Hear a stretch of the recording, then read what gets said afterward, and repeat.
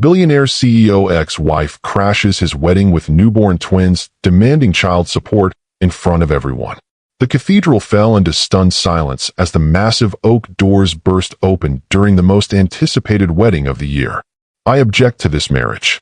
Every head in the lavishly decorated sanctuary turned to see a young woman in a simple dress standing in the doorway, holding two infant car seats. Rebecca. Daniel Morrison's voice cracked as he recognized his former employee, the woman he had spent months trying to forget. "These are your sons, Daniel." Rebecca's voice carried across the cathedral as she lifted one of the babies from his carrier. "Look at them. Look at your children."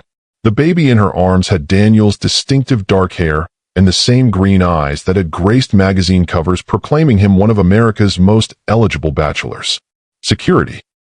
Daniel's bride-to-be, Veronica Ashworth, hissed through her perfect white smile. "Get her out of here immediately." "No." Rebecca walked down the aisle past 300 shocked guests, past senators and CEOs and society's elite. "I'm not leaving until he acknowledges his sons.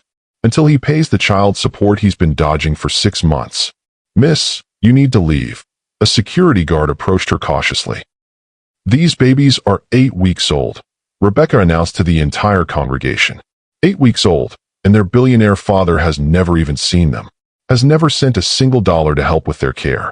Daniel stood frozen at the altar, his perfect wedding dissolving into his worst nightmare.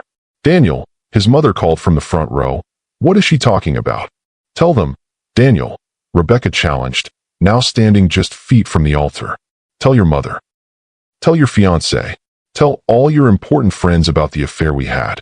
Tell them about how you promised me a future and then threw me away the moment it became inconvenient. Here's the question that will haunt you for the next hour. What would you do if someone denied their own children to protect their reputation? Have you ever had to fight for what your children deserved when their other parent refused to step up? What happens when private shame becomes public accountability? Today's story will expose the difference between a successful man and a good man. It's about a woman who had nothing left to lose and everything to fight for. But here's what will shock you. Sometimes public humiliation becomes the catalyst for the most important choice of someone's life. If you believe children deserve fathers who step up, hit that like button and join us for this explosive story of responsibility, redemption, and unexpected second chances. 12 hours earlier, Daniel Morrison had stood on the balcony of his penthouse suite at the Four Seasons, looking out over the city skyline he had conquered. At 35, he commanded a technology empire worth $8 billion. Morrison Digital Solutions had revolutionized cloud computing and artificial intelligence, making Daniel one of the youngest billionaires in the world. "Darling, the photographer wants to take some pre-wedding shots," Veronica Ashworth called from inside the suite. Daniel adjusted his custom Armani tuxedo and checked his appearance one final time. Today was supposed to be the culmination of everything he had worked toward. Marrying Veronica would cement his position in high society and create powerful business alliances that would expand his empire even further. Veronica appeared beside him, stunning in her designer robe, her blonde hair already styled to perfection by a team of stylists who had been working since dawn. "How do I look?" she asked, though she clearly already knew the answer. "Perfect, as always." "Good, because there are photographers from Vanity Fair, Town and Country, and Forbes here today. This wedding is going to be featured in every major publication." Daniel nodded, though something cold settled in his stomach. Veronica's focus on the publicity aspects of their wedding had grown increasingly prominent as the day approached. "Are you nervous?" she asked, linking her arm through his. "Should I be? Well, marriage is a big step. But Daniel, we both know this union makes sense for both our families and our business interests." The clinical way she described their marriage bothered Daniel more than he cared to admit. But Veronica was right. This wedding was as much a business merger as a romantic union. Her family's old money connections combined with his technological empire would create unprecedented opportunities. "The guests should be arriving soon," Veronica continued. "Senator Williams, the tech executives from Silicon Valley, and of course, the international investors you've been courting." "Veronica, can I ask you something?" "Of course. Do you love me?" Veronica paused in applying her lipstick. "Daniel, what a strange question to ask on our wedding day." "It's not strange. It's fundamental. Darling, We've discussed this. Love is wonderful, but it's not the foundation of successful marriages in our circle. Mutual respect, shared goals, compatible lifestyles. Those are what create lasting partnerships. What if I said I wanted more than that? Then I would say you're having pre-wedding jitters, and we should focus on getting ready for the most important day of our lives. Daniel wanted to argue, but his phone buzzed with an urgent message from his head of security. Sir, we've had multiple attempts by an unauthorized individual to access the guest list and venue information. Or Rebecca Torres. Should we increase security protocols? Daniel's blood ran cold. Rebecca Torres. The name he had been trying to forget for 8 months. The woman he had dismissed from his company and his life when she became inconvenient. Sir, his security chief prompted. Your instructions. Daniel deleted the message without responding. Rebecca was his past, a mistake he had put behind him. Today was about his future. At that same moment, 15 miles across the city, Rebecca Torres sat in her cramped studio apartment, staring at 2 infant car seats containing the most beautiful babies she had ever seen. Lucas and Ethan Morrison Torres, her 8-week-old twin sons, were finally sleeping after a night of feeding every 2 hours. Rebecca looked at herself in the cracked mirror beside her futon. Dark circles under her eyes from chronic sleep deprivation. Hair that hadn't been professionally styled in over a year. Clothes from discount stores because every penny went to baby formula and diapers. This wasn't how she had imagined her life would be at 28. A year ago, she had been the rising star of Morrison Digital Solutions marketing department, living in a nice apartment, building a career she loved. Then she had made the mistake of falling in love with her boss. Her phone buzzed with a text from her lawyer. Morrison's legal team filed another motion to delay the paternity case. This could drag on for months. I'm sorry, Rebecca. Rebecca stared at the message, feeling the familiar combination of rage and desperation that had become her constant companion. Daniel knew the twins were his children. The timing, the resemblance, the fact that she had been faithful to him completely during their relationship. But he was using his money and power to avoid responsibility while she struggled to keep her head above water. She had tried calling him directly, but his number had been changed. She had tried reaching out through his company, but was told Mr. Morrison didn't accept unsolicited communications. She had tried contacting his family, but was blocked by layers of assistance and security. The twins' pediatrician bills were mounting. Lucas had been born with a minor heart condition that required regular monitoring and expensive medications. Ethan had severe acid reflux that made feeding difficult and required special formula that cost 3 times as much as regular formula. Rebecca's savings were exhausted. Her credit cards were maxed out. She had sold everything of value she owned. She was facing eviction from her apartment next week. And today, the father of her children was marrying another woman in a ceremony that would cost more than most people made in a lifetime. Rebecca picked up the newspaper she had bought earlier, staring at the society page photo of Daniel and Veronica at their rehearsal dinner. They looked perfect together.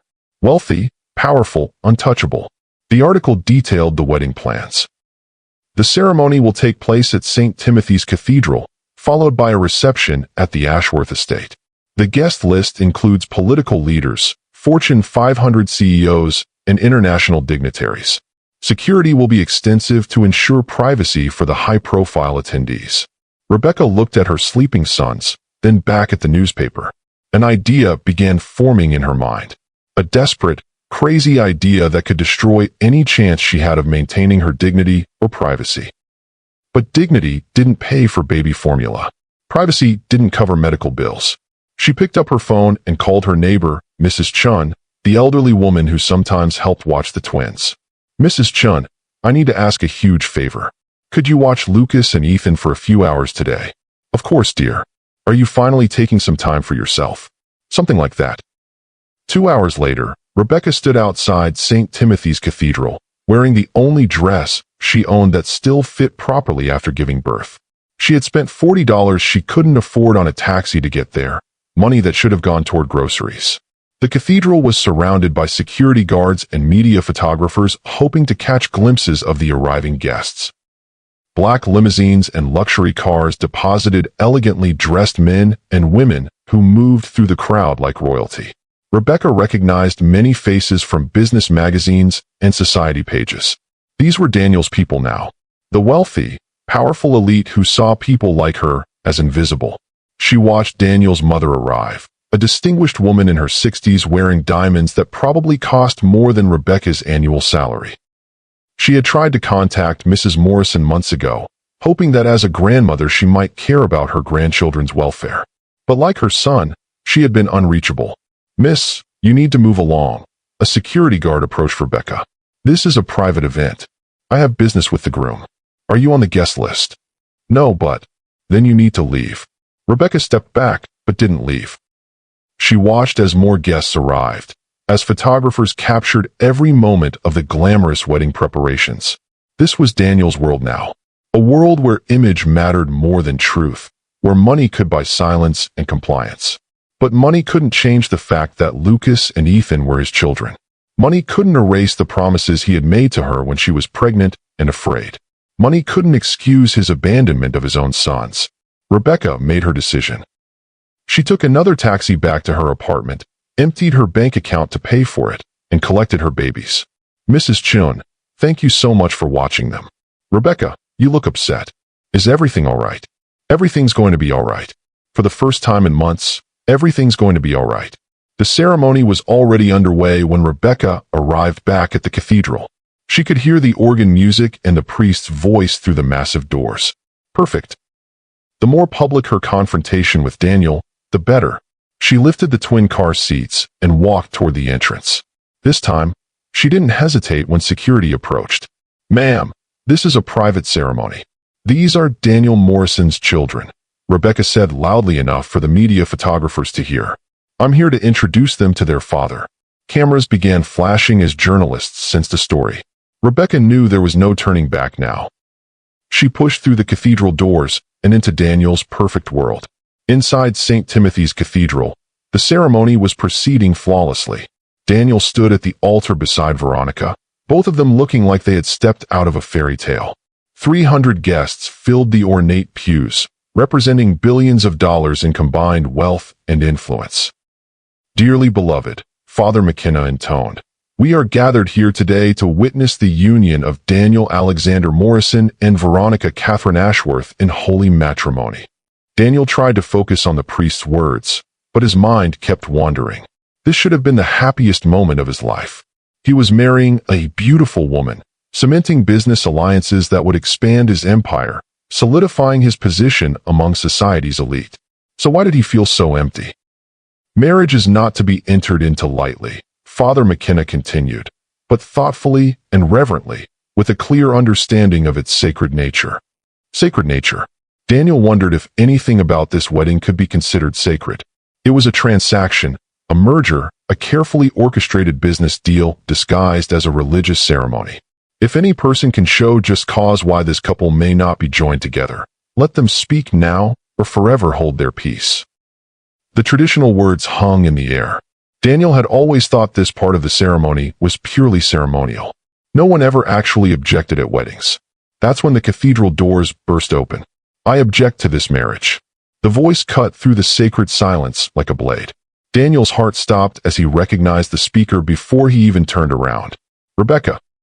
She stood in the doorway like an avenging angel, holding 2 infant car seats, her simple dress and exhausted appearance a stark contrast to the designer gowns and tuxedos surrounding her. "Rebecca." Daniel's voice came out as barely a whisper. "These are your sons, Daniel." Rebecca began walking down the aisle, past shocked guests who were whispering and pointing. "Look at them. Look at your children." Daniel felt the cathedral spinning around him. This wasn't happening. This couldn't be happening. Security. Veronica's voice was ice-cold fury. "Remove this person immediately." "No." Rebecca's voice gained strength as she approached the altar. "I'm not leaving until he acknowledges his sons." She was close enough now that Daniel could see the babies in the carriers. 2 tiny faces, peaceful in sleep, completely unaware of the chaos surrounding them. And they looked exactly like he had as an infant. "Daniel," his mother's voice called from the front row, "what is this woman talking about?" "Tell them." "Daniel," Rebecca challenged, now standing just feet from the altar. "Tell your mother about the affair we had. Tell your fiancé about the promises you made me. Tell all your important friends about how you abandoned your own children." The cathedral erupted in whispers and gasps. Camera phones appeared as guests began documenting the unfolding drama. "Ma'am, you need to leave now." The head of security approached Rebecca, but she stood her ground. "These babies are 8 weeks old," Rebecca announced to the entire congregation. 8 weeks old, and their billionaire father has never even seen them, has never sent a single dollar to help with their care. Daniel finally found his voice. "Rebecca, this isn't the place." "When is the place, Daniel? I've been trying to reach you for months. Your lawyers keep filing motions to delay the paternity case. You've ignored every attempt I've made to contact you. You're making a scene. I'm making sure your children don't starve while you play dress-up with your society friends." Veronica stepped forward, her perfect composure cracking slightly. "Daniel, who is this woman?" "She's no one," Daniel said automatically. "A former employee with some kind of delusion." Rebecca's eyes flashed with rage. "Delusion? Is that what you call the 6 months we were together? Is that what you call the promises you made when I told you I was pregnant? You're lying." "Am I?" Rebecca pulled out her phone and began scrolling. "Should I play the voicemails you left me when we were together? Should I read the text messages where you said you loved me?" Daniel's face went pale. "Put that away. Or maybe I should tell everyone about the night I told you I was pregnant with twins. About how you said we would figure it out together. About how you said you wanted to be a father." "That's enough," Daniel snapped. "No, it's not enough." Rebecca lifted one of the babies from his carrier. The infant, wearing a simple blue outfit, stirred slightly but remained asleep. "This is Lucas. He was born with a heart condition that requires medication we can't afford. He needs surgery that costs more than I make in a year." She moved to the second carrier. "This is Ethan. He has severe acid reflux that makes feeding difficult. The special formula he needs costs $300 a month." Rebecca looked directly at Daniel. $300, Daniel. That's what you spend on lunch at your fancy restaurants. But I'm choosing between feeding my children and paying rent. The cathedral was dead silent except for the soft sounds of the babies beginning to wake up. "Daniel," his mother called, her voice shaking. "Are these children yours?" Daniel looked at his mother, then at Veronica, then at the 300 guests who were waiting for his answer. His entire reputation, his carefully constructed image, his business relationships, all of it balanced on what he said next. "I don't know," he said finally. "You don't know?" Rebecca's voice was incredulous. "You don't know if the children born 9 months after our affair ended are yours. There could have been other men. There weren't other men, and you know it. I was faithful to you completely. You were my first serious relationship. That's what you say." Rebecca stared at him for a long moment, and Daniel saw something break in her eyes. Not anger anymore, but profound disappointment. "Lucas, Ethan," she said softly to the babies, "this is your father. The man who would rather lie in front of 300 people than admit you exist." Lucas had woken up and was looking around with wide green eyes. Exactly Daniel's eyes. "Get a paternity test," someone called from the congregation. "We've been trying to get him to agree to one for months," Rebecca replied. "His lawyers keep delaying." Daniel's mother stood up in the front pew. "Daniel Alexander Morrison, you will submit to a paternity test immediately." "Mother, don't you mother me. If these are my grandchildren, I have a right to know." Veronica finally spoke up. "Daniel, I think we need to postpone the ceremony until this matter is resolved." "Postpone?" Daniel looked at his bride-to-be with desperation. "Veronica, this woman is clearly unstable. We can't let her destroy our wedding day." "Our wedding day?" Veronica's voice was cold. "Daniel, if there's even a possibility that you fathered children with another woman during our engagement. We weren't exclusive when I was with Rebecca. You were engaged to me when you were with her." The admission hung in the cathedral air like incense. Daniel realized he had just confessed to infidelity in front of 300 witnesses. Rebecca shifted Lucas to her other arm as he began to fuss. "I never knew he was engaged when we were together. He told me he was single. He told me he loved me." "This is a disaster," Veronica muttered. "Have you ever seen someone's true character revealed in a moment of crisis? Have you watched someone choose their image over their responsibilities? Share your thoughts on what real accountability looks like in the comments below." Father McKenna, who had been standing frozen at the altar throughout the confrontation, finally found his voice. "Perhaps we should adjourn this ceremony until these matters can be resolved privately." "No," Rebecca said firmly. Nothing about this has been private. Daniel's made sure of that. His lawyers, his PR team, his security.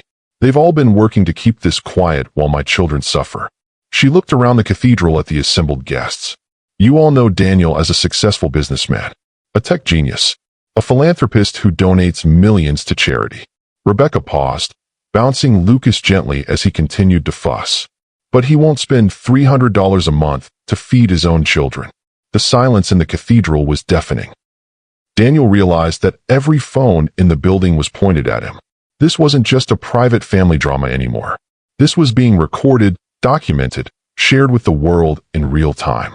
His reputation, his carefully crafted image as a successful and moral businessman, was crumbling before his eyes. But as he looked at Rebecca, exhausted and desperate, holding babies who were undeniably his children, Daniel felt something he hadn't experienced in years. Shame. Pure, overwhelming shame at the man he had become. The story of Daniel Morrison and Rebecca Torres had begun 18 months earlier in the gleaming offices of Morrison Digital Solutions. Rebecca had been hired as a marketing coordinator, fresh from business school, with innovative ideas about social media integration and digital storytelling. Daniel had noticed her immediately during her job interview. She was beautiful, yes, but it was her intelligence and passion that caught his attention. While other candidates spoke about campaigns they had studied, Rebecca spoke about campaigns she wanted to create. Miss Torres, Daniel had said during her interview, what makes you think you can succeed in a competitive field like digital marketing? Because I understand that marketing isn't about selling products, Mr. Morrison. It's about telling stories that connect with people's deepest needs and desires. And what story would you tell about Morrison Digital Solutions? Rebecca had leaned forward, her eyes lighting up with enthusiasm. I would tell the story of a company that doesn't just create technology, but creates possibilities. That doesn't just serve clients, but empowers them to change the world. Daniel had hired her on the spot. For the first 6 months, their relationship was strictly professional. Rebecca threw herself into her work with the same passion she had shown in her interview. She developed marketing campaigns that increased client engagement by 40% and helped land several major contracts. Daniel found excuses to check on her projects personally. He told himself it was because she was a valuable employee who needed mentoring. In reality, he was drawn to her energy, her optimism, her genuine excitement about their work. Mr. Morrison, Rebecca said one evening as they worked late on a presentation, can I ask you something personal? Go ahead. Why did you start this company? I mean, what was the story you were trying to tell? Daniel paused in his typing. Most people asked about his business strategy or his profit margins. No one ever asked about his story. I grew up poor, he said finally. Really poor. Food stamps, eviction notices, my mother working 3 jobs to keep us afloat. I'm sorry. Don't be. It taught me that success isn't guaranteed. That if you want something, you have to fight for it. But why technology? Because technology is the great equalizer. A kid from the projects can create an app that changes the world. Poverty doesn't have to be permanent if you have the right tools. Rebecca looked at him with something like admiration. That's a beautiful story, Mr. Morrison. Daniel. Call me Daniel. Their relationship shifted that night. Daniel began staying late more often, finding excuses to work with Rebecca on projects. She was brilliant, funny, and completely unpretentious despite working for one of the most successful tech companies in the world. You know, Rebecca said one evening as they shared Chinese takeout in his office, you're not what I expected when I took this job. What did you expect? A typical tech bro, arrogant, self-absorbed, more interested in profit margins than people. And instead I found someone who actually cares about the work we do. Someone who remembers where he came from. Daniel felt something stir in his chest that he hadn't experienced in years. It took him a moment to recognize it as happiness, not satisfaction from closing a deal or pride from a positive review in Forbes. Just simple, genuine happiness from being seen and understood by another person. Rebecca, would you like to have dinner sometime? Not takeout in the office. Actual dinner. She smiled, and Daniel felt his heart skip. I thought you'd never ask. Their first real date was at a small Italian restaurant far from the trendy spots where Daniel usually took business associates. Rebecca wore a simple black dress that probably cost less than the wine Daniel usually ordered, but she had never looked more beautiful to him. "Tell me about your family," Daniel said over dinner. "My parents own a small bakery in Queens. They immigrated from El Salvador when I was 5, worked incredibly hard to build something from nothing." "Do they know about your job?" "They know I work for a successful company. They don't really understand what I do, but they're proud that I'm using my education." "And what do they think of you dating your boss?" Rebecca paused, her fork halfway to her mouth. "They don't know about that yet." "Are you embarrassed?" "I'm careful. There's a difference." Daniel understood. He was a billionaire CEO, she was a marketing coordinator. The power dynamic made their relationship complicated, potentially problematic. But as the weeks turned into months, those complications seemed less important than the connection they shared. Rebecca brought out a side of Daniel he had forgotten existed. With her, he could talk about books and movies and dreams instead of market share and quarterly projections. "I love watching you work," Rebecca told him one evening as they walked through Central Park. "You light up when you're solving complex problems. I love watching you present ideas to clients. You believe in what we're doing so completely that you make everyone else believe it too. Is that what I do for you? Make you believe. You make me remember why I started the company in the first place." They kept their relationship secret at the office, but Daniel had never been happier. For the first time since building his empire, he had someone to share his success with. Someone who saw past his wealth to the person underneath. "Daniel," Rebecca said one night as they lay in bed in his penthouse apartment, "where do you see this relationship going?" "What do you mean?" "I mean, we've been together for 4 months. We're serious about each other, but we're still hiding. I can't keep pretending you're just my boss." Daniel pulled her closer. "What are you suggesting?" "I'm suggesting we need to decide if this is real or if it's just convenient." "It's real for me." "Then prove it." The next week, Daniel took Rebecca to his mother's house for Sunday dinner. Eleanor Morrison lived in the same modest home where Daniel had grown up, despite his repeated offers to buy her something larger.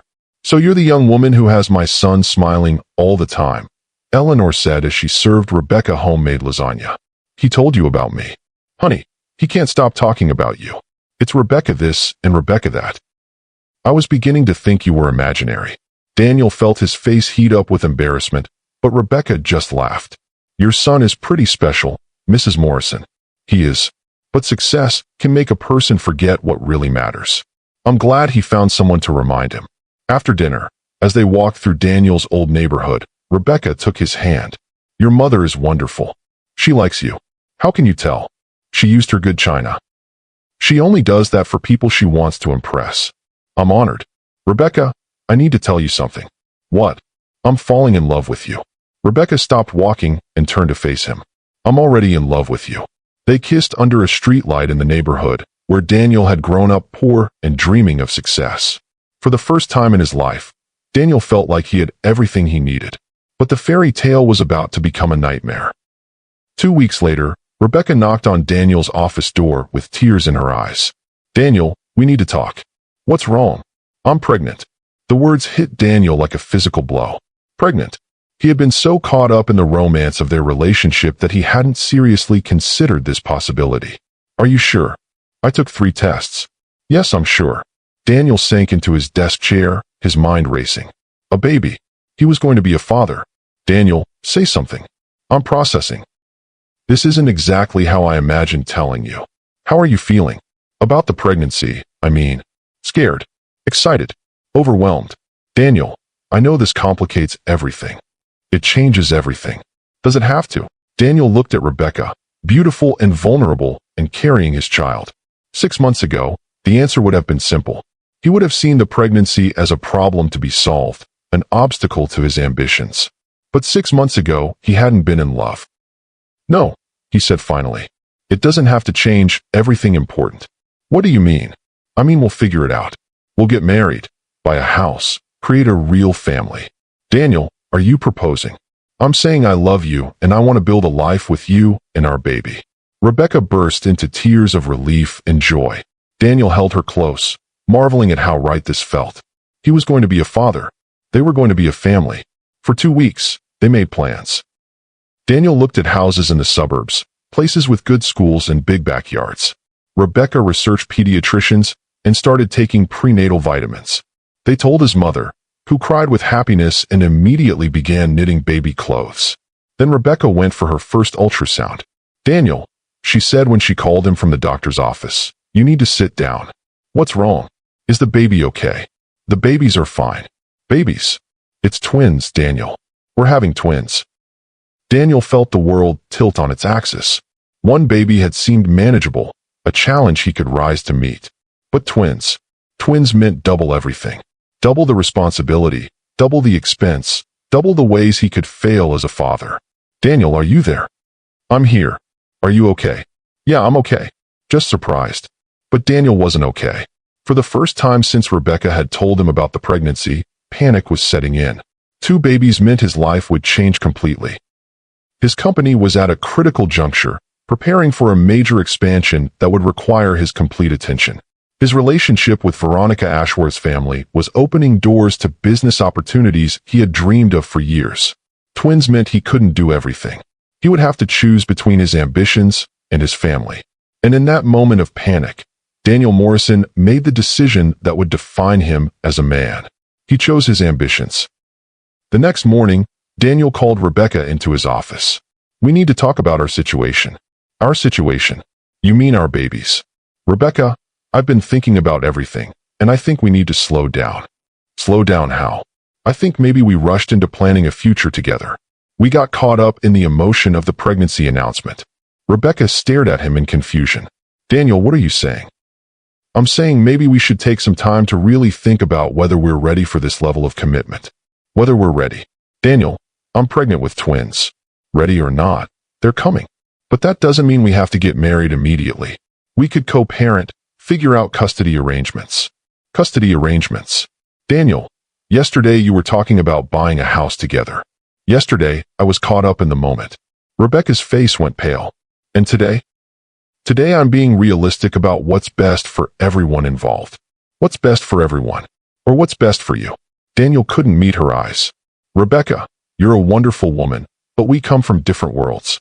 Maybe this pregnancy happened too fast, before we really understood what we were getting into." "Different worlds? We've been together for 6 months. You've met my family. I've met your mother. We've talked about building a life together." People say things in the heat of passion that they don't always mean.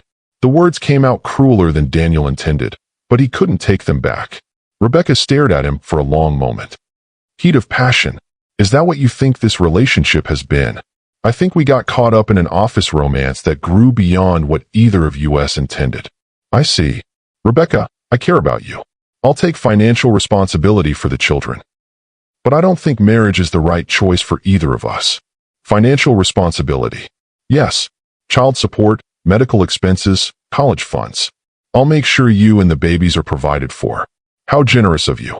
"I'm trying to be practical." Rebecca stood up slowly. "Daniel, when I told you I was pregnant, you said we would figure it out together. You said you wanted to build a life with me and our baby. That was before I knew it was twins. So one child was worth changing your life for, but 2 children are too much." "Rebecca, that's not what I meant." "That's exactly what you meant." She walked toward the door, then stopped and turned back. "Daniel, I want you to know something. I didn't get pregnant to trap you or force you into marriage. I genuinely believed you loved me enough to want a family with me. I do love you." "No, you don't. You love the idea of me. You love having someone to play house with when it's convenient. But the moment real life intrudes, the moment love requires sacrifice, you run. That's not fair. What's not fair is promising someone a future and then taking it away the moment it becomes complicated." Rebecca left his office, and Daniel told himself he had made the right choice. The practical choice. The responsible choice for someone in his position. But the practical choice felt like the worst mistake of his life. 2 days later, Rebecca submitted her resignation from Morrison Digital Solutions. Daniel approved it immediately, telling himself it was better for both of them if they maintained distance while they figured out co-parenting arrangements. He tried calling her several times over the following weeks, but she didn't return his calls. Her lawyer contacted his lawyer with a formal request for child support discussions, but Daniel's legal team advised him to wait until after the babies were born and paternity could be established. Daniel threw himself into his work with renewed intensity. He finalized the business deals he had been pursuing, expanded into new markets, and began the process of taking his company public. His relationship with Veronica Ashworth's family opened doors he had never imagined possible. When Veronica suggested they formalize their friendship with an engagement, Daniel agreed. It made business sense. It provided social stability. It helped him forget about Rebecca and the babies he was trying not to think about. But late at night, alone in his penthouse, Daniel found himself wondering about Rebecca. How was her pregnancy progressing? Was she healthy? Did she need anything? He told himself that his lawyers would handle everything. That financial support was all he owed. That emotional involvement would only complicate an already difficult situation. He never called to check on her. He never asked about doctor's appointments or ultrasounds or how she was feeling. He simply tried to forget that Rebecca Torres and his unborn children existed, until the day they crashed his wedding and forced him to confront everything he had tried to avoid. Standing at the altar of St. Timothy's Cathedral, facing Rebecca and the twins he had never seen, Daniel realized that all his success meant nothing if he couldn't look his own children in the eye. The question was whether it was too late to become the man they deserved him to be. The silence in the cathedral stretched for what felt like eternity. 300 of the most powerful people in the country sat frozen, watching Daniel Morrison face the consequences of his choices in real time. Lucas began to cry, his tiny voice echoing through the sacred space. Rebecca automatically began bouncing him gently, the practiced motion of a mother who had been doing this alone for 8 weeks. Daniel, Eleanor Morrison's voice cut through the tension. Those babies. They have your eyes. Daniel's mother stood up from the front pew and walked toward Rebecca, ignoring the shocked murmurs from the other guests. May I? Eleanor asked softly, reaching toward Lucas.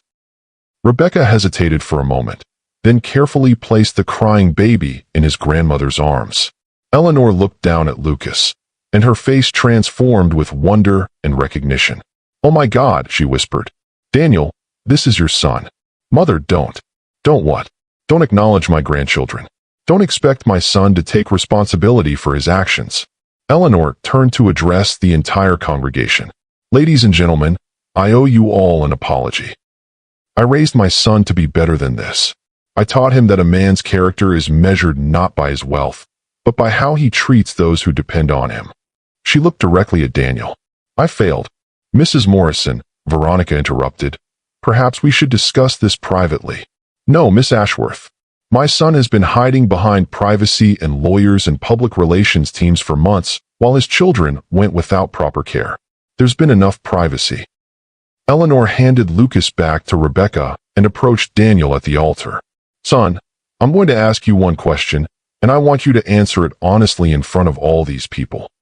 Mother, please. Are these babies your children? Daniel looked at Lucas and Ethan, both now awake and looking around with curious green eyes that were unmistakably his own. He looked at Rebecca, exhausted and desperate, but still standing strong for her children. He looked at his mother, disappointed in the man she had raised. Finally, he looked at Veronica, beautiful and poised, and representing everything he thought he wanted in life. Yes, he said quietly. I'm sorry, what was that? Rebecca asked. Yes, Daniel said louder. They're my children. The cathedral erupted in gasps and whispers. Camera phones captured every moment as one of America's most eligible bachelors publicly acknowledged illegitimate children at his own wedding. Veronica's composure finally cracked completely. You're admitting to having an affair while we were engaged. We weren't exclusive when I was with Rebecca. We were engaged, Daniel. I was wearing your ring. It was a business arrangement. A business arrangement. Veronica's voice rose to near hysteria. I thought we were building a life together. We were building a merger. The brutally honest words hung in the air like incense. Daniel had just confessed to an entire cathedral that his engagement had been motivated by business rather than love. This is humiliating, Veronica hissed. My family, my friends, the media, they're all watching this disaster. I'm sorry. Sorry. Daniel, you've just destroyed both our reputations. Do you think my father will still want to do business with a man who abandons his children? Rebecca stepped forward. Miss Ashworth, I'm truly sorry your wedding day has been ruined. But my children needed their father to acknowledge them. Your children are not my concern. They're his concern, Rebecca replied firmly. And that makes them your concern if you marry him. Veronica stared at Rebecca for a moment, then turned back to Daniel. I can't marry a man who would do this, who would lie and hide and abandon his own children. This wedding is over. She pulled the enormous diamond engagement ring from her finger and threw it at Daniel's feet. Goodbye, Daniel. I hope your children and your guilty conscience are worth everything you've just lost. Veronica stormed down the aisle and out of the cathedral, followed by her family and several other guests who seemed eager to distance themselves from the scandal. Father McKenna, who had been standing silent throughout the confrontation, finally spoke. I believe this ceremony is concluded. Perhaps everyone should go home and allow this family to sort out their private matters. But as guests began filing out of the cathedral, Rebecca wasn't finished. Daniel, acknowledging that they're your children is the first step, but it's not enough. What do you want from me? I want you to be their father, not just financially, but actually be present in their lives. Rebecca, I don't know how to be a father. Then you'll learn. Like every other parent in the world learns. It's not that simple. It's exactly that simple. You show up. You put their needs before your own. You love them unconditionally. Daniel looked around the nearly empty cathedral. Most of the guests had fled, but those who remained were documenting every word of this conversation. Can we please continue this somewhere private? Privacy is what got us into this mess. Privacy let you pretend they didn't exist. Rebecca, please. Let's go somewhere we can talk without cameras. Rebecca looked at the few remaining photographers and guests, then at her tired babies. Fine, but we're not done talking about this. Eleanor approached them. Why don't you all come to my house? We have a lot to discuss. As they prepared to leave the cathedral, Daniel's phone began buzzing incessantly. His head of public relations, his board of directors, his business partners. Everyone wanted to know what was happening and how to contain the damage. But for the first time in his adult life, Daniel ignored the calls. The ride to Eleanor's house was tense and silent. Rebecca sat in the back seat of Daniel's town car, holding both babies while Daniel sat rigidly in the front passenger seat. Eleanor had taken her own car, saying she needed time to process what had just happened. The babies need to be fed soon, Rebecca said quietly. Do you have what you need? I have formula in the diaper bag. Formula? Aren't you breastfeeding? Rebecca gave him a look of exhausted incredulity. Daniel, I've been working 2 jobs to pay rent while taking care of newborn twins. My milk supply dried up from stress and malnutrition weeks ago. The simple statement hit Daniel like a physical blow. While he had been planning an extravagant wedding and honeymoon, the mother of his children had been struggling to feed them. 2 jobs. Night shifts at a call center and weekend shifts at a retail store. The only jobs I could find that would let me bring the baby sometimes. Jesus, Rebecca. Don't you dare feel sorry for yourself. I've been doing what needed to be done to take care of our children while you played make-believe with your society fiancé. Daniel's phone buzzed again. This time it was his board chairman. I should take this. No, Rebecca said firmly. For once in your life, your children come first. Daniel stared at his phone as it continued to ring, then powered it off completely. At Eleanor's house, the gravity of the situation became even more apparent. Rebecca struggled to manage both babies while trying to prepare their bottles, clearly exhausted beyond her limits. Here, let me help, Eleanor said, taking Ethan while Rebecca fed Lucas. Thank you, Mrs. Morrison. Call me Eleanor, dear. And I need to apologize to you. For what? For not knowing about my grandchildren. For not being there when you needed support. Daniel made sure I couldn't reach you. Eleanor turned to her son with fire in her eyes. You blocked her from contacting me. I told my security team to screen my calls and visitors. These are your children, Daniel. Your children. I know that now. You knew it then, too. You just chose to ignore it. As Rebecca fed the babies, she began telling Eleanor about the past 8 months. The difficult pregnancy while working full-time. The premature birth and Lucas's heart condition. The mounting medical bills and the struggle to afford basic necessities. Lucas needs surgery, Rebecca explained. His heart condition isn't life-threatening, but it needs to be corrected before he's a year old. What kind of surgery? Daniel asked. It's called an atrial septal defect repair. There's a small hole in his heart that needs to be closed. How much does it cost? $40,000. Plus the ongoing cardiac monitoring and medications. Daniel felt sick. $40,000 was what he spent on wine at business dinners. It was a rounding error in his budget, but it represented Lucas's health and future. And you've been trying to save for this surgery while working 2 jobs. I've been trying to keep us from being homeless while hoping his condition doesn't get worse before I can afford treatment." Eleanor stood up abruptly. "Daniel, I want to speak with you privately." They went into the kitchen, where Eleanor let her fury show. "How could you do this? How could you let your children live in poverty while you planned a $1 million wedding? I thought my lawyers were handling everything. Your lawyers were stalling everything. That poor girl has been trying to get help for months while you played games. I wasn't ready to be a father." "Ready? Daniel, they're here. They exist. Ready or not, you are a father. I don't know how to do this." "Then you learn. You figure it out. You do whatever it takes to take care of your children." Eleanor grabbed her son by the shoulders. "I raised you better than this. I raised you to understand that success without integrity is worthless. I raised you to take care of the people who depend on you. I was protecting my business interests. Your business interests. Daniel, what good is building an empire if you have no family to leave it to? I was going to start a family with Veronica. You were going to start a performance with Veronica. Those babies in there are your real family." Daniel slumped against the kitchen counter. "I've made such a mess of everything." "Yes, you have. But messes can be cleaned up if you're willing to do the work." "How?" "You start by taking responsibility. You pay for Lucas's surgery immediately. You set up proper support for Rebecca and the babies. You find them a decent place to live. And then you learn how to be a father." When they returned to the living room, they found Rebecca asleep on the couch with both babies lying on her chest. The exhaustion was written in every line of her body. "She's completely worn out," Eleanor whispered. "I did this to her." "Yes, you did. But you can also fix it." Daniel looked at Rebecca and his sleeping sons and felt something shift in his chest. Not guilt this time, but something deeper. Love. Protectiveness. The overwhelming need to take care of them. "What do I do first?"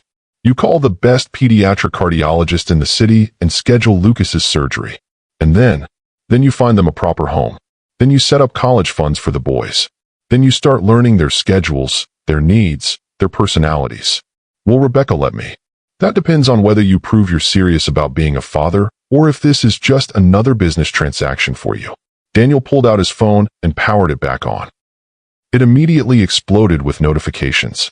Missed calls, text messages, emails, social media alerts. His world was on fire. But instead of calling his crisis management team, Daniel looked up the number for Children's Hospital. "Children's Hospital, how may I help you? I need to speak with your best pediatric cardiologist. I have a son who needs heart surgery, and money is no object." As Daniel made arrangements for Lucas's immediate medical care, Rebecca stirred on the couch. "What's happening?" "I'm scheduling Lucas's surgery." Rebecca sat up carefully, not wanting to wake the babies. "Daniel, I can't afford to pay you back." "You don't need to pay me back. They're my children. I should have been taking care of this from the beginning. This doesn't fix everything. I know, but it's a start."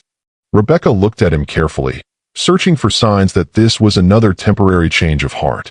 "What about your company? Your reputation?" "The media is probably having a field day with this story. Let them. Let them. Daniel, your entire image was built on being the perfect, successful bachelor. This scandal could destroy your business relationships. Then I'll build new relationships with people who care more about character than image." And Veronica. Veronica was right to leave. I would have made her miserable. Daniel knelt beside the couch where Rebecca sat with the babies. "Rebecca, I know I have no right to ask for forgiveness. I know I can't undo the past 8 months. But I want to be present going forward." "Present how?" "I want to be involved in their daily care. I want to learn their schedules, their preferences, their personalities. I want to be a real father, not just a check writer." That's a big change from the man who didn't want the responsibility of twins. "I was a coward. I was so focused on protecting my existing life that I couldn't see how much better my life could be with them in it." Lucas stirred in Rebecca's arms, opening his green eyes and looking directly at Daniel. For a moment, father and son simply stared at each other. "Hi, Lucas," Daniel whispered. "I'm your daddy. I'm sorry it took me so long to meet you."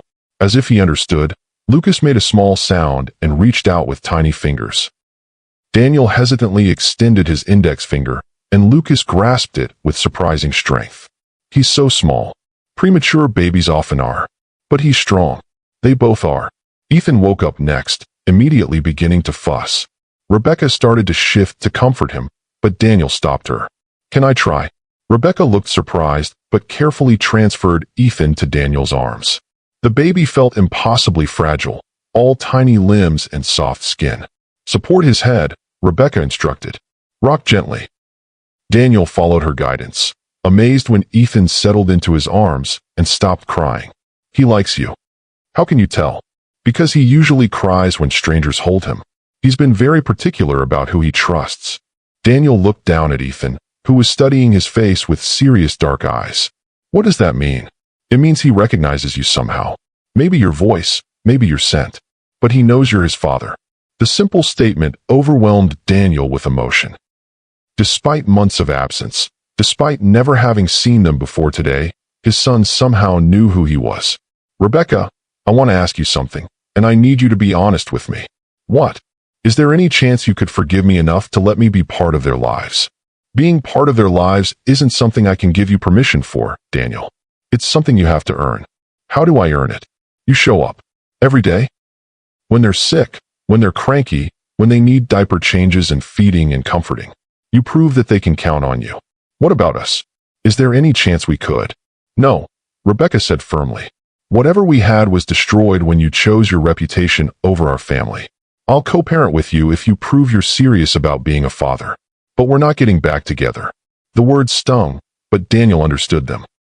He had broken Rebecca's trust so completely that romantic reconciliation wasn't possible. "I understand." "Do you?" "Because I need to know that you're doing this for them, not because you think it will win me back. I'm doing this because they're my sons and they deserve better than I've given them." "Good. Because they're going to need you to be consistent and reliable, not just when it's convenient." Daniel spent the next 2 hours learning the basics of infant care. How to change diapers, how to prepare bottles, how to burp the babies after feeding. Eleanor watched with amusement as her successful CEO son struggled with the simple mechanics of fatherhood. "The diaper goes the other way," Rebecca instructed patiently as Daniel attempted to change Lucas. "There are so many tabs and fasteners. You'll get the hang of it." "How do you do this with both of them at the same time?" "Very carefully and with a lot of coffee." As the afternoon wore on, Daniel began to understand the magnitude of what Rebecca had been managing alone. Twin newborns required constant attention. Feeding, changing, comforting, monitoring. There was barely time to eat or sleep, let alone work 2 jobs. "Rebecca, how have you been surviving?" "I haven't been surviving. I've been barely hanging on. The apartment you're living in, is it safe?" "It's what I can afford." "Show me." "Daniel, you don't need to see." "Yes, I do. If my children are living there, I need to know what conditions they're in." The drive to Rebecca's apartment was sobering. The neighborhood was run down, the building old and poorly maintained. Rebecca's studio apartment was clean but cramped, with 2 cribs taking up most of the living space. "This is where you've been raising them. This is where we live." Daniel looked around the tiny space, noting the lack of proper storage, the small kitchenette, the single window that didn't provide enough natural light. "They can't stay here. It's temporary. I'm saving money to move somewhere better." "How long would that take?" "A few more months if Lucas doesn't need any emergency medical care." "Rebecca, I'm getting you a proper apartment immediately. I don't want your charity." "It's not charity. It's providing appropriate housing for my children." I said no. Daniel looked at Rebecca, seeing the pride and independence that had kept her going through months of struggle. "What if I said it was just until you get back on your feet? What if I said it was temporary help, not permanent dependence?" "I can't accept handouts." "It's not a handout. It's child support. I should have been providing this all along." Rebecca was quiet for a long moment, looking around the cramped apartment. "They deserve better than this," she admitted finally. "They deserve a mother who doesn't have to work 2 jobs to keep them fed. They deserve a father who takes care of them properly." "I'm scared, Daniel." "Of what?" "Of depending on you and having you disappear again when things get complicated." Daniel knelt in front of Rebecca's chair. "I can't promise I'll be perfect. I can't promise I won't make mistakes. But I can promise I won't disappear. These boys are part of me now. I can't walk away from them any more than I can walk away from myself." "How do I know that?" "Because you've already seen what happens when I try to walk away. It doesn't work. I end up miserable and alone while they suffer." Rebecca looked at her sleeping sons, then back at Daniel. Okay, but I have conditions. Name them. I want a lease in my name. I want to pay utilities and groceries myself. I want to maintain some independence. Done. And I want you to spend time with them here, in their environment, not just when it's convenient for you. How much time? Every day. Every day. Every day? If you're serious about being their father, you need to be present for the daily reality of their care. Daniel thought about his packed schedule, his business obligations, his social commitments. I'll restructure my schedule. That means missing business meetings sometimes. Then I'll miss business meetings. It means being here at 3 in the morning when they're sick. Then I'll be here at 3 in the morning. It means putting them first, even when it's inconvenient. Especially when it's inconvenient. Rebecca studied his face, looking for any sign that he was making promises he couldn't keep. Okay, she said finally. But Daniel, this is their last chance. If you let them down again, I'll make sure you never get another opportunity to hurt them. Understood. What's the most important lesson you've learned about taking responsibility for your actions? Have you ever seen someone completely change their priorities when they became a parent? Share your thoughts about what real accountability looks like in the comments below. The next morning, Daniel's phone exploded with notifications before he was fully awake. The wedding crash had made national news. Photos and videos from the cathedral were trending on every social media platform. Business journalists were analyzing the potential impact on Morrison Digital Solutions stock price. Instead of checking the news coverage, Daniel called his assistant. Margaret, I need you to clear my calendar for the next 2 weeks. Sir, you have the board meeting today, the investor presentation tomorrow, and the conference call with the Japanese partners on Thursday. Reschedule everything. Mr. Morrison, the board meeting is specifically about the media situation. They need to discuss damage control strategies. Tell the board I'll address their concerns when I'm ready. Right now, I have more important priorities. Sir, with respect, this scandal could seriously damage the company's reputation. The company will survive. My relationship with my children might not if I don't handle this properly. After hanging up, Daniel drove to Rebecca's apartment with coffee, breakfast, and a car seat properly installed in his vehicle. You're early, Rebecca said when she answered the door. I thought I could help with the morning routine. They're both awake and hungry. Daniel spent the next 2 hours learning the intricate choreography of caring for twin infants. Feeding one while burping the other. Changing diapers in rapid succession. Comforting fussy babies while trying to prepare bottles. How do you do this alone every day? You develop systems. And you drink a lot of coffee. Rebecca, I want to hire help for you. A nanny, a housekeeper, whatever you need. I don't want strangers taking care of my children. Our children. And I'm not talking about strangers. I'm talking about qualified professionals who can help when you need rest. I can't afford professional help. I can. Daniel, we've been through this. Just a few hours a day. Someone who can help with laundry and cleaning so you can focus on the babies. Rebecca considered this. Maybe a few hours a week. Someone I interview and approve. Done. As the days progressed, Daniel began to understand the relentless nature of infant care. The babies needed feeding every 3 hours around the clock. Diapers required changing constantly. Sleep came in brief, interrupted segments. I don't understand how you've been managing this plus 2 jobs, Daniel said one night as they took turns walking with Ethan, who had been crying for an hour. You do what you have to do. But the exhaustion must be overwhelming. The fear of not being able to provide for them is worse than the exhaustion. Daniel realized he had never experienced that kind of fear. He had never wondered how he would pay rent or afford groceries. He had never had to choose between his own needs and his children's welfare. I'm sorry you had to go through that alone. I survived. You didn't just survive. You thrived. You kept them healthy and safe and loved despite impossible circumstances. They made it worth it. How? Because every time I wanted to give up, I would look at them and remember that they were counting on me, that they needed me to be strong. Daniel looked at Lucas and Ethan, both finally sleeping in their cribs. I want them to be able to count on me too. Then prove it. The proving began with small, consistent actions. Daniel arrived every morning to help with breakfast and the morning routine. He learned to read their different cries, to understand their individual personalities. Lucas was more social, readily smiling at anyone who paid attention to him. Ethan was more serious, studying faces carefully before deciding whether to trust someone. "Ethan reminds me of you," Rebecca observed one afternoon as Daniel held the contemplative baby. "How so?" "He watches everything." Lucas laughed easily and loved being bounced and played with.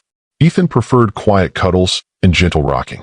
Both boys had inherited Daniel's dark hair and green eyes, but their temperaments were distinctly their own. They're individuals already.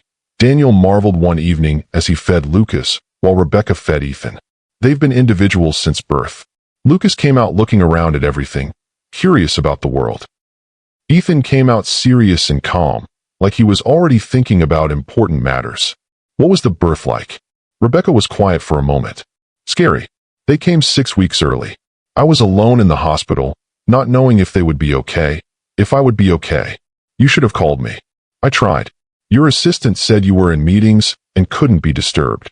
Daniel felt the familiar stab of guilt.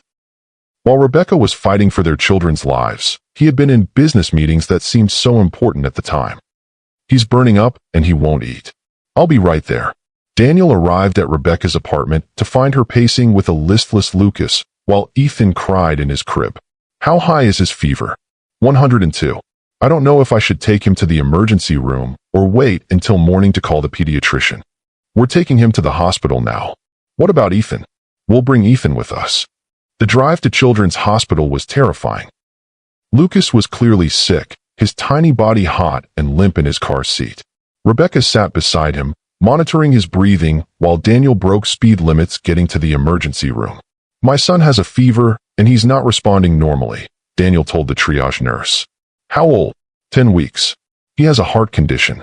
The mention of a heart condition got immediate attention. Within minutes, Lucas was being examined by a pediatric emergency physician while Rebecca answered questions about his symptoms. "It appears to be a viral infection," the doctor concluded after running tests. "His heart function looks stable, but we want to keep him overnight for observation since he's so young." "Whatever he needs," Daniel said immediately. The overnight stay in the pediatric ward was Daniel's introduction to the constant anxiety of parenthood. Every sound Lucas made seemed significant. Every reading on the monitors caused concern. "How do parents handle this constant worry?" Daniel asked Rebecca as they took turns holding Lucas. "You learn to trust that you're doing your best and hope it's enough. What if it's not enough? Then you do more. You fight harder. You never give up." Watching Rebecca care for Lucas during his illness, Daniel saw a strength and devotion that humbled him. She hadn't slept in 36 hours, but she remained focused entirely on their son's needs. "Rebecca, you should go home and rest. I can stay with him. I'm not leaving him. You're exhausted. I'm fine. You're not fine. You're running on adrenaline and caffeine. I'm his mother, and I'm his father. Let me take care of him so you can take care of yourself." Rebecca looked at Daniel, saw the genuine concern and competence in his eyes, and finally allowed herself to rest.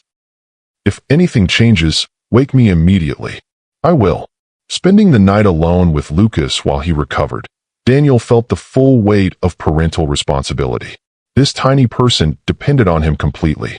Every decision Daniel made affected Lucas's well-being and future. When Lucas woke up the next morning with a normal temperature and his usual appetite, Daniel felt a relief so profound it brought tears to his eyes. "He's better," he told Rebecca when she woke up. "Thank God." "Rebecca, I need to tell you something." "What?" "Last night, sitting here with him, I finally understood what you meant about doing whatever it takes. I would have given everything I own to make him better. Welcome to parenthood. How do you handle the fear? You learn to live with it. The love is so much stronger than the fear that you find ways to cope." Lucas's recovery marked a turning point in Daniel's relationship with his sons. He stopped seeing them as obligations and started seeing them as individuals he was getting to know and love. "I think Lucas is going to be athletic," Daniel observed one afternoon as he watched his son kick vigorously during a diaper change. "And Ethan is going to be the intellectual," Rebecca added, noting how Ethan studied the mobile above his crib with intense concentration. "They're going to be amazing. They already are amazing." Daniel's business, meanwhile, was facing the consequences of his public scandal. Stock prices had dropped 15%. Several major clients had canceled contracts.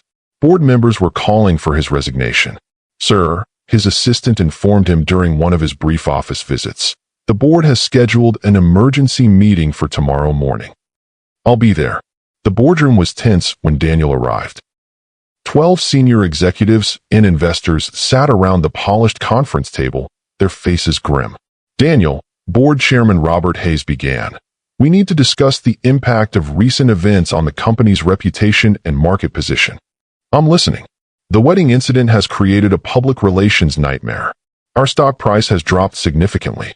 Several major clients are reconsidering their contracts. I understand.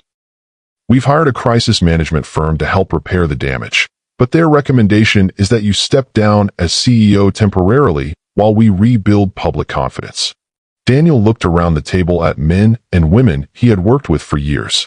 And if I refuse, then the board will vote to remove you. I see. Daniel, this isn't personal, but the company's reputation is at stake. Daniel stood up and walked to the window overlooking the city. Gentlemen, ladies, when I started this company, I believed that success was measured by market share and profit margins. I built this business by prioritizing growth over everything else. He turned back to face the board. I was wrong. Daniel, Hayes interrupted. This isn't the time for philosophical discussions. This is exactly the time. You want me to step down because acknowledging my children has hurt our stock price. That's an oversimplification, is it? You're asking me to choose between my company and my family. We're asking you to consider what's best for all stakeholders. I am considering what's best. And what's best is having a CEO who understands that integrity matters more than image. Daniel moved back to his seat at the head of the table. I'm not stepping down. If you want to remove me, you'll have to vote me out. But I won't abandon my company any more than I'll abandon my children. Daniel, be reasonable. I am being reasonable. I'm building a company that my sons can be proud of. One that stands for something more than profit. The board voted 8-4 to remove Daniel as CEO. As he cleaned out his office that afternoon, Daniel felt a strange sense of relief. Mr. Morrison, his assistant Margaret said as he packed his personal items, I'm sorry about how this ended. I'm not. This company will survive without me. My children might not have survived without me stepping up. What will you do now? I'm going to be a father. Everything else is secondary. The media coverage of Daniel's removal from his own company was intense, but mixed. Some portrayed him as a man who had lost everything due to his own poor choices. Others saw him as someone who had chosen family over fortune. How do you feel about losing your company? A reporter asked as Daniel left the Morrison Digital Solutions building for the last time. I didn't lose my company. I chose my family. There's a difference. That evening, Daniel arrived at Rebecca's apartment with dinner and news of his career change. They fired you. They removed me as CEO. I still own 30% of the company. Are you upset? I'm relieved. Relieved. For the first time in 15 years, I can focus on what actually matters. Rebecca looked at him carefully. What actually matters? Lucas and Ethan. Making sure they have everything they need. Learning to be the father they deserve. And what about your empire? Your billionaire lifestyle? I'm still wealthy, Rebecca. Just not obsessively ambitious anymore. That's a big change. It's the right change. As if to emphasize his point, Ethan began crying from his crib. Daniel immediately went to comfort him, lifting the baby and beginning the gentle rocking motion he had learned over the past month. Hey, buddy, what's wrong? Are you hungry? He just ate, Rebecca said. I think he just wants attention. Daniel settled into the rocking chair with Ethan, and the baby calmed immediately. He knows you now, Rebecca observed. How can you tell? He stops crying when you hold him. He trusts you. The simple statement filled Daniel with more pride than any business achievement ever had. Over the following weeks, Daniel threw himself into fatherhood with the same intensity he had once applied to building his company. He read parenting books, researched child development, and spent hours simply observing his sons to understand their needs and preferences. You're becoming obsessive about this, Rebecca observed one evening as Daniel consulted 3 different parenting guides about optimal sleep schedules. Is that bad? It's very you. You don't do anything halfway. I want to get it right. There is no right way. There's just loving them and doing your best every day. How do you know if your best is enough? You look at them and see if they're happy and healthy and loved. If the answer is yes, your best is enough. Daniel looked at Lucas and Ethan, both content in their bouncy seats, babbling and reaching for colorful toys. They seem happy. They are happy. They have two parents who love them completely. Do you think they'll remember this time when they're older? They won't remember the specific moments, but they'll remember feeling safe and loved. That's what I want for them. Then that's what they'll have. 3 months after the wedding crash that changed everything, Daniel was feeding Ethan his morning bottle when his phone rang. The caller ID showed Veronica's name. Hello, Veronica. Daniel, I hope you don't mind me calling. Not at all. How are you? I'm well. I wanted to apologize for how I handled things at the wedding. You don't owe me an apology. I'm the one who created that situation. Still, I could have been more gracious about it. You were humiliated in front of hundreds of people. Your reaction was completely understandable. I called because I wanted you to know that I think you made the right choice. Which choice? Choosing your children over everything else. I've been watching the news coverage, and I'm proud of how you've handled everything. Thank you. Daniel, can I ask you something? Of course. Do you regret it? Losing the company, the reputation damage, the public scandal. Daniel looked at Ethan, who was drinking his bottle while studying Daniel's face with serious dark eyes. Not for a second. I'm glad. You're a better man as a father than you ever were as a fiancé. I'm trying to be. You're succeeding. After Veronica hung up, Daniel continued feeding Ethan while reflecting on how completely his life had changed. 6 months ago, he had measured success by stock prices and business deals. Now he measured it by whether his sons smiled when they saw him, whether they slept through the night, whether they were healthy and happy. Your whole world changed because of them, didn't it? Rebecca said, having overheard his conversation with Veronica. My whole world improved because of them. Even though it cost you everything. It didn't cost me everything. It cost me things that weren't actually valuable. The company was valuable. The company was profitable. These boys are valuable. Rebecca sat beside Daniel on the couch, holding Lucas, who had just finished his own bottle. I need to tell you something. What? I'm proud of how you've changed. I'm proud of the father you've become. Does that mean you trust me now? It means I trust you with them, which is what matters most. And with you. Rebecca was quiet for a moment. Daniel, I can see that you've genuinely changed. I can see that you love Lucas and Ethan completely, but I can't go back to who we were before. I understand. Do you? Because I need to make sure you're doing this for them, not because you think it will win me back romantically. I'm doing this because they're my sons and I love them.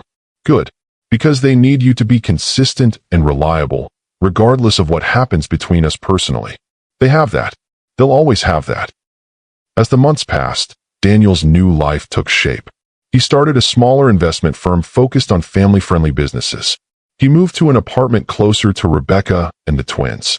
He restructured his entire existence around being present for his children. Daddy, Lucas babbled one afternoon, and Daniel's heart stopped. Did he just? He said, Daddy. Rebecca confirmed with a smile. Say it again, buddy. Dada, Dada. Within days, both boys were saying Dada regularly, always lighting up when Daniel appeared. They know who you are now, Rebecca observed as both boys reached for Daniel when he arrived for his morning visit. I'm their father. You're their daddy. The distinction was important. Father was biology. Daddy was relationship. Rebecca, I want to ask you something, and I want you to know there's no pressure attached to the question. What? Would you consider letting me help you buy a house? Something with a yard where the boys can play as they grow up. Daniel, before you say no, hear me out. I'm not talking about something extravagant. I'm talking about a normal family home in a good neighborhood with good schools.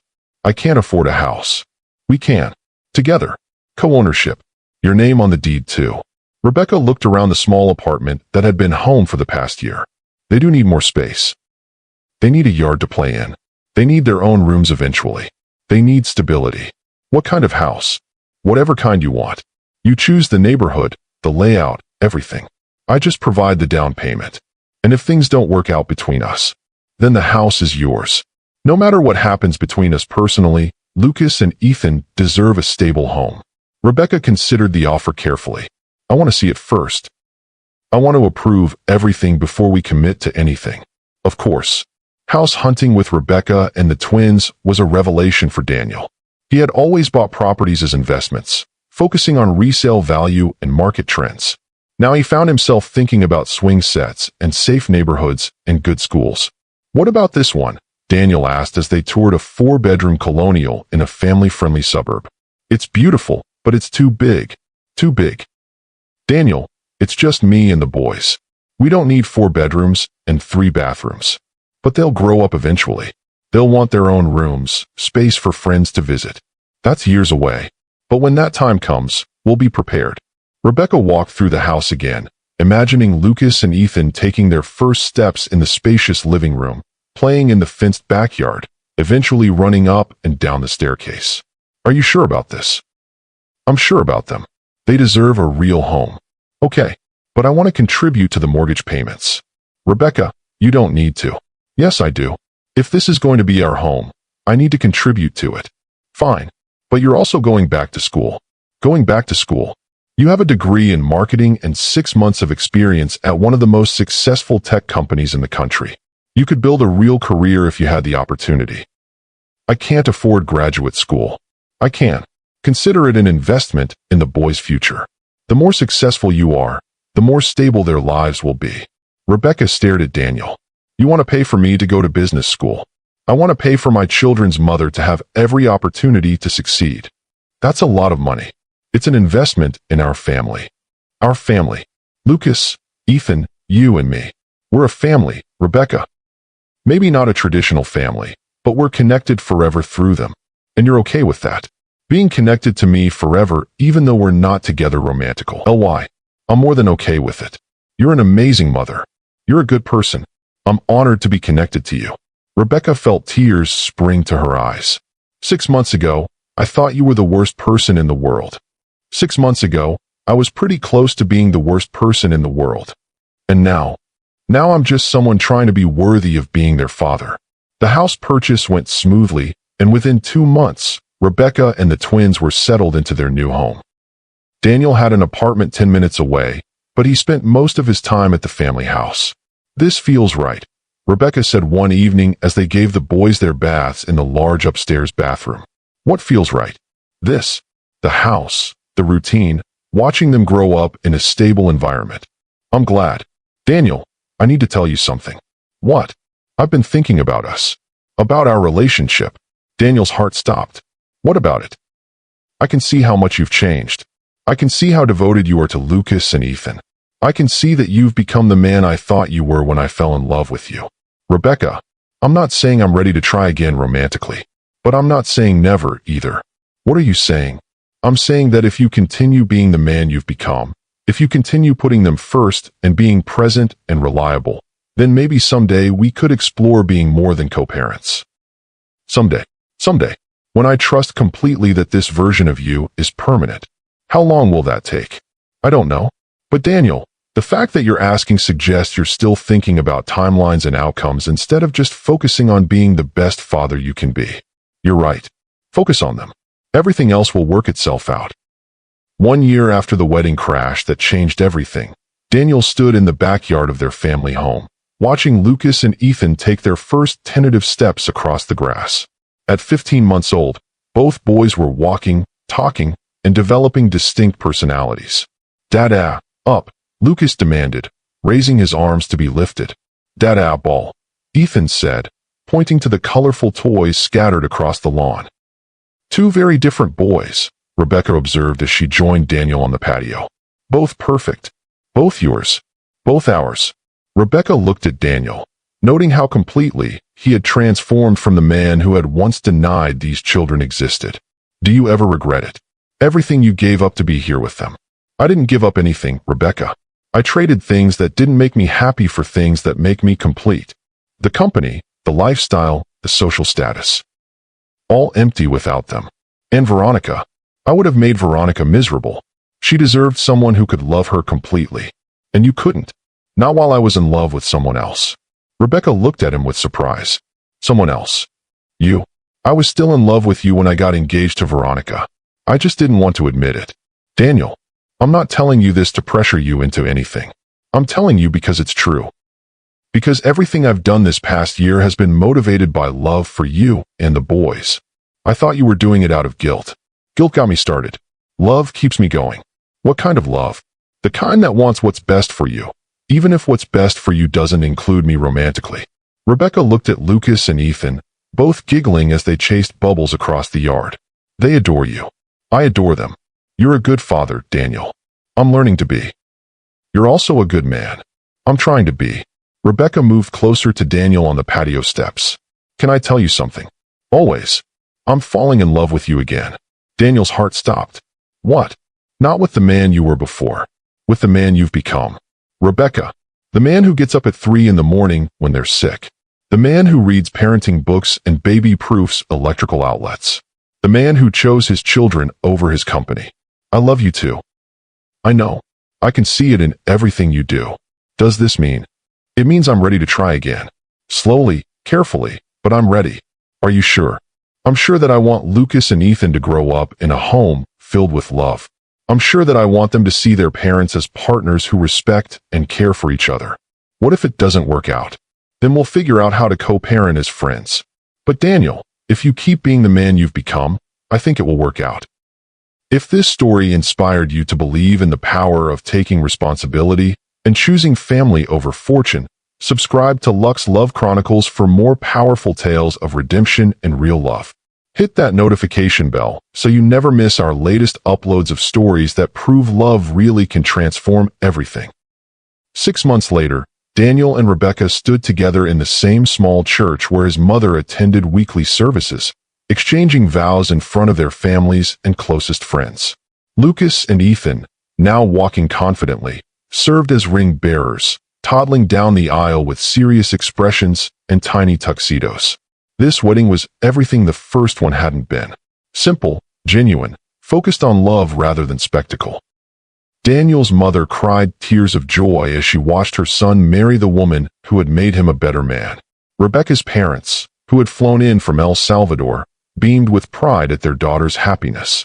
Do you, Daniel, take Rebecca to be your wife, to love and honor and cherish, in good times and difficult times, for as long as you both shall live. I do, Daniel said, his voice strong and certain. Do you, Rebecca, take Daniel to be your husband, to love and honor and cherish, in good times and difficult times, for as long as you both shall live. I do, Rebecca replied, her eyes shining with tears of happiness. When the minister pronounced them husband and wife, Lucas and Ethan clapped enthusiastically, not understanding the ceremony, but sensing the joy around them. At the reception in Eleanor's backyard, Daniel raised a glass to toast his new wife. A year and a half ago, I thought success meant having the biggest company and the most impressive reputation. I thought love meant finding someone who enhanced my image and expanded my business opportunities. He looked at Rebecca, beautiful in her simple white dress, holding Ethan while Lucas played at her feet. I was wrong about everything. Real success is measured by the love you give and receive. Real love means choosing someone's happiness over your own convenience, their needs over your own comfort. Daniel knelt down and scooped up Lucas, holding both his sons while his wife watched with a radiant smile.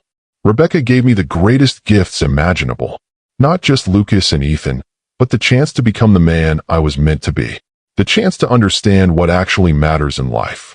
And what matters, someone called out from the gathered guests. Family, love, being present for the people who depend on you, being worthy of the trust they place in you.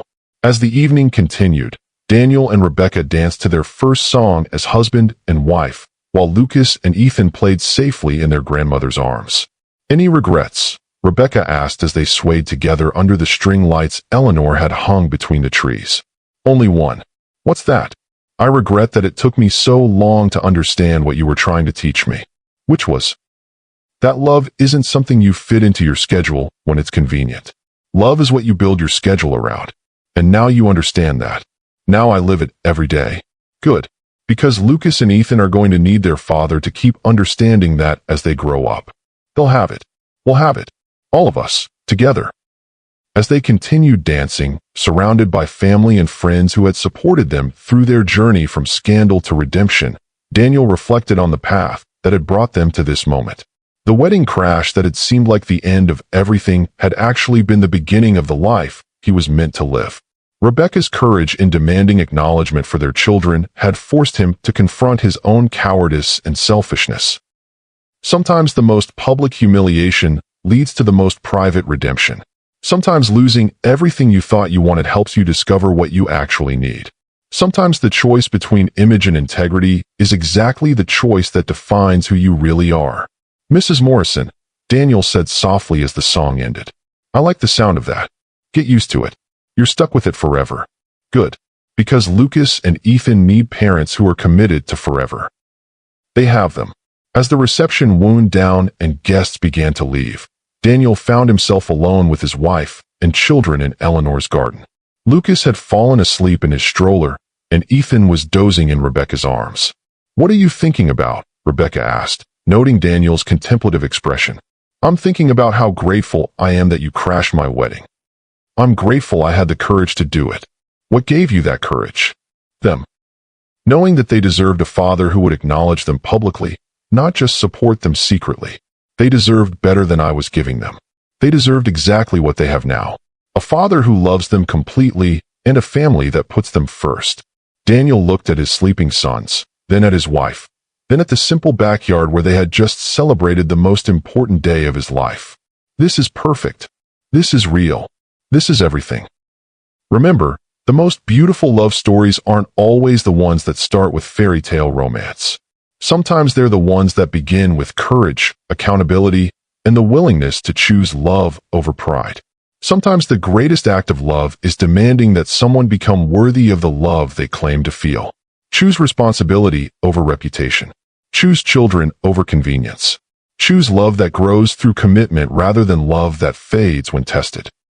Because in the end, the only success that matters is the success you build at home, with the people who love you not for what you've accomplished, but for who you choose to be when no one else is watching. The Morrison family had learned that lesson the hard way, but they had learned it completely. And that made all the difference.